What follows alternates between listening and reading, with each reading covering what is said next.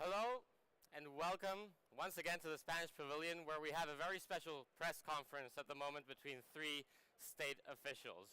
Just so you know, each state official will first give introductory remarks, and afterwards we will open the floor for questioning. So please welcome Carme Artigas, Secretary of State for Digitalization and AI for Spain, André Daragao, Secretary of State for Digital Transition, Portugal, and Florian Frauscher, General Director, Digital and Economic Affairs, Austria. Thank you. Whenever you're ready, you can go ahead. Thank you. So good morning. Thank you very much for attending this press conference.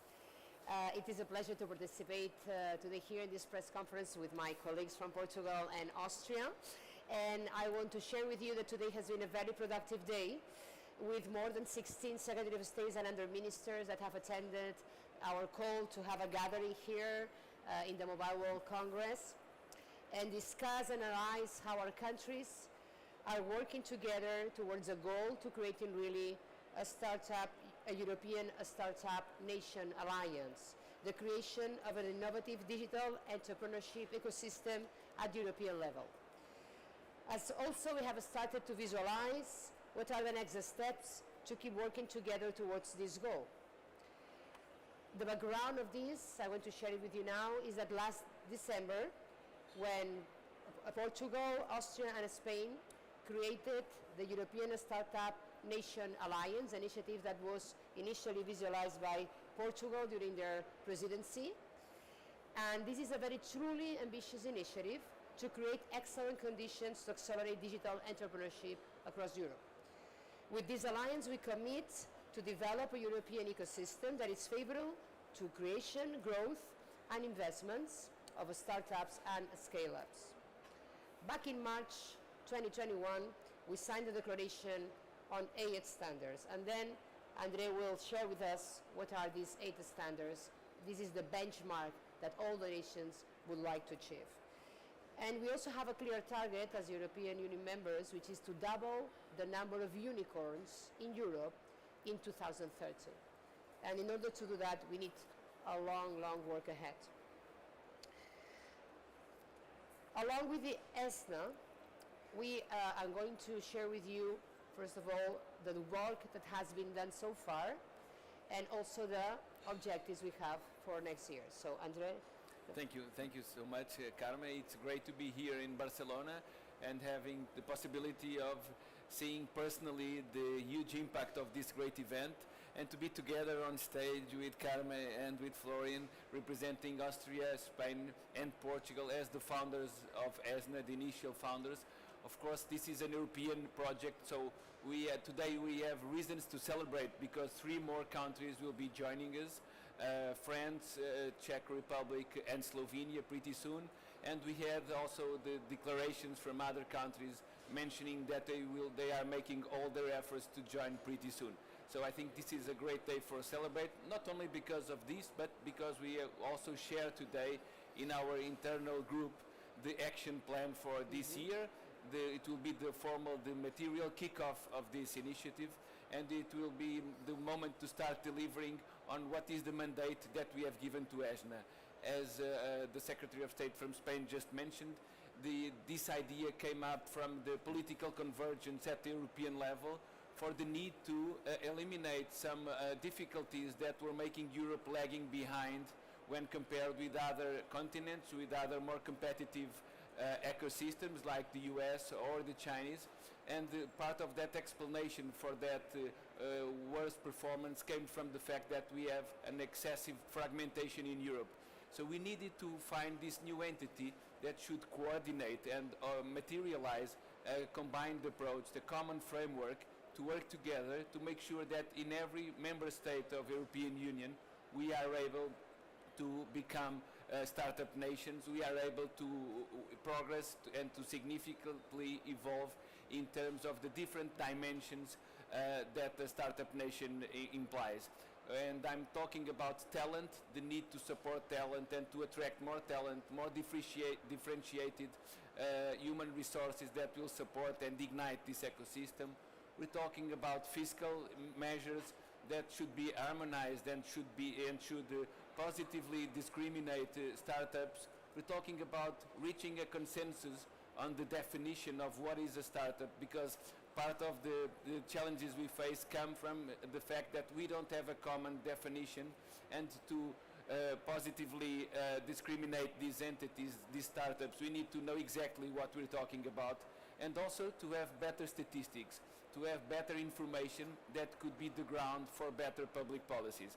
So we are extremely happy that this initiative from the Portuguese presidency is having this great support from all the governments, and that we are now able to develop all the needs and to make it happen and to make it a reality.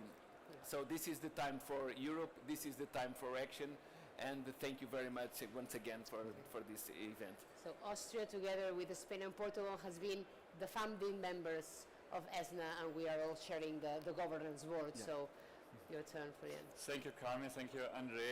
Maybe let me give you some examples what ESNA is doing. There are some major problems when startups are going to grow, when they want to scale up. One is that often the market where the startup home country is, it's too small to grow. Another issue that many startups have to fighting with is that they often do not find enough venture capital. Why? Because often international investors do not look, for example, in small member states, so they have maybe really good startups not on the screen. And we also see that it's often really difficult for startups to find enough skilled people. That's in whole Europe the same thing. So the European Startup Nation Alliance is addressing all these issues by bringing together national initiatives together with European initiatives. And as we heard, we are the three founding members, but now more member states are joining this initiative. We had today also France in the meeting that also have a new big initiative for financing and for attract talent. We bring together all these projects, and with that we think we can build the best framework for startups in Europe. Yes, I would like just to add that a very important point that we have shared today is that there's too much fragmentation in the way the different nations are promoting entrepreneurship in the legislation point of view, but also on the different initiatives. In particular in Spain, we have made a very important progress with the startup law, which we are absolutely changing the game in helping entrepreneurs, and that it's, as you know, under parliamentary process. And I was just some hours ago here in the same stage sharing our first investment of the Next Tech Fund, which is a fund of 4 billion public and public money to support scale-ups. This need for funding at the European level is very necessary, and not only by the already national initiatives in place, but we think that it is important to have a European fund of funds. And so we definitely support the French initiative that we all signed up a couple of weeks ago on creating this new instrument on top of the existing national instruments. And we expect that ESNA plays an important role in the governments, also together with the European Investment Fund. And also on this need that Andrea also was mentioning to harmonize the legislation and remove all the roadblocks that still exist in terms of bureaucracy in our member states. And the idea and the target and the ambition is working together, not to compete against each other, but creating really the best possible ecosystem in the world to attract investors, to attract talent, and support startups and scale-ups. So that is the message we would like to share with you. We're open to any questions. Thank you very much.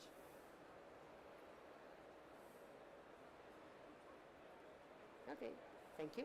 Just to add that, as remember, that is very recent initiative. It was launched in December, where the three funding members three more have more. joined today because they have done the homework and provided the documentation, but we are 16 member states signing the alliance that we expect them to be on board very soon. 26 already, wow.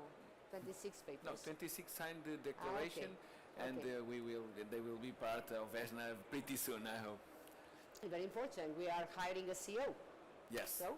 We will be launching the recruitment process pretty soon to make sure that it's an open tender and that we can find the best human resources possible to fill in that role. So this agency will be managed by professionals, and that's why we are opening an open tender to that. There was one question there. Hi, Pascal Davies here, and you. I cannot hear you. Hi, Pascal. No. Okay. Can you just make the question and he reproduces? Or can you just put here? Okay. Hello? You Yeah. can Okay. talk from the. So you're talking about the issues with fragmentation. Could you expand on exactly what you mean by that? Para tu representation. Well, basically we're talking about 27 different member states with 27 different legal frameworks, which means that whenever a startup or a company wants to become international and reach another market, it needs to deal with 27 different laws. And of course this is a competitive disadvantage, namely when compared, for example, with US, where they have a single market that can be much easily addressable from a company that wants to cover the entire market. So that's why we need to harmonize. We cannot lose our diversity. It's part of our landmark. We definitely like our diversity, but we need to make sure that we facilitate the life of entrepreneurs and startups in their way to become scale-ups and unicorns. We have decided also at the European level, the European Commission, this ambition of doubling the number of unicorns until 2030. In the case of Portugal, we did our homework. Last year, we more than doubled our number of unicorns. We climbed from 3 to 7, and we have one of the highest ratio of unicorns per million inhabitants. So I think every country, I know Spain is happening the same, I know Italy is happening the same, and all over Europe we see a very strong sign of acceleration. I would add that we need a single digital market to compete globally.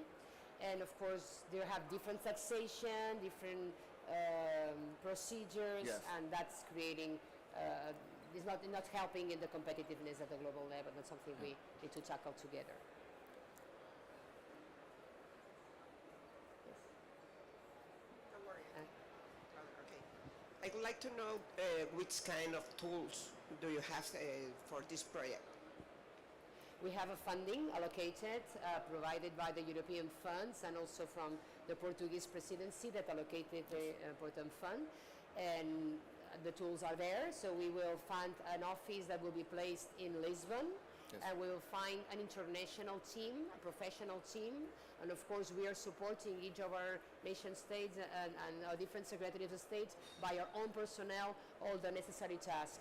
And so we are every time one is funding the meetings, so Portugal has invited us first, I've invited them here, and we expect Austria to invite us next. And so the importance here is to align on the policies, align in the instruments, and influence at a European level with the European Commission, and there were members of the European Commission attending the meeting today for the Digit Connect in aligning those policies and those instruments at a global level.